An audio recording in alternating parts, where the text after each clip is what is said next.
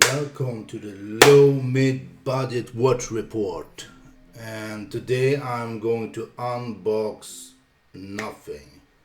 I got scammed, kind of. I ordered a watch and a collector's watch box from the same company, and I got the watch inside the collector's watch box.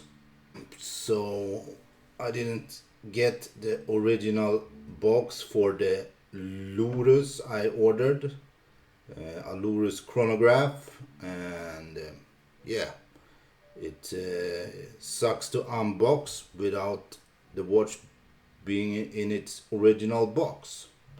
So this is the watch. It's a Lorus Chronograph, and it's mineral glass, and it's a bracelet with folded links, a cheaper type of bracelet. Kind of sucks to remove the links. They have, instead of springs, they had these type of L formed springs or things. They look like this. You'll have to push them through this hole in the link to resize your watch. You have to put some kind of tool inside that hole and push out the L-formed springs. It's not too hard, but it's not as easy as changing or resizing links on the usual bracelets. And the thing with these type of bracelets, your hair gets stuck between the links, and that sucks very much for a hairy guy like me. Well, the watch looks fine, the dial is fine. It's a big watch. We'll try it on. Feels very nice on the wrist. And it's a Lorus. It's some kind of daughter company to Seiko, I believe. And like this thing, it doesn't say what kind of movement it uses, but it's a Japanese movement. I think it's a hattori. I don't know how to pronounce it. So it's not as bad as the Chinese movement on the Dissing watch. The back case is screw off back case. It's both polished and brushed, which I like. Let's check the measurements.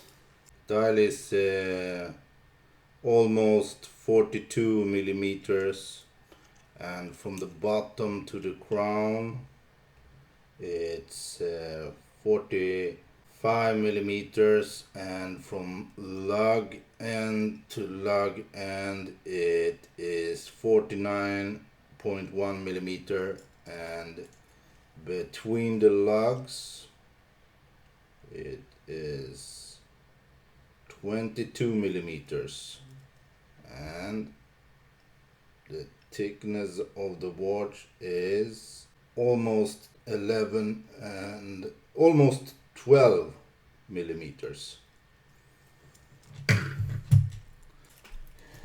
It's a very nice looking chronograph, and it works fine. A bit disappointed that I didn't get the watch. I got the watch, that I didn't get the box, because how can I make an unboxing video without unboxing? It's somewhere between the Dissing chronograph and the Seiko chronograph. No, it's not nearly as nice as the Seiko chronograph, but it's a little bit better than the Dissing chronograph. because of the movement, it doesn't sound as much as this thing chronograph. This is actually, I can barely hear the sound of the ticking, so it's a okay movement, and it's a nice chronograph. For $60, I bought it for $60. Not too cheap, but not too expensive either. It's okay price for this type of watch. Well, let's take a close-up look at this chronograph. So this is how it looks, the Lorus chronograph, the RM357DX9. And as you can see, it works fine, looks fine, and there's no annoying ticking sound like this thing. And this is the screw off back case, and inside it's probably a Hattery movement. It says VD57 XO77. I don't know, but I believe that it is a Hattery movement. It's a Japanese quartz. And as you can see close up, the folded links.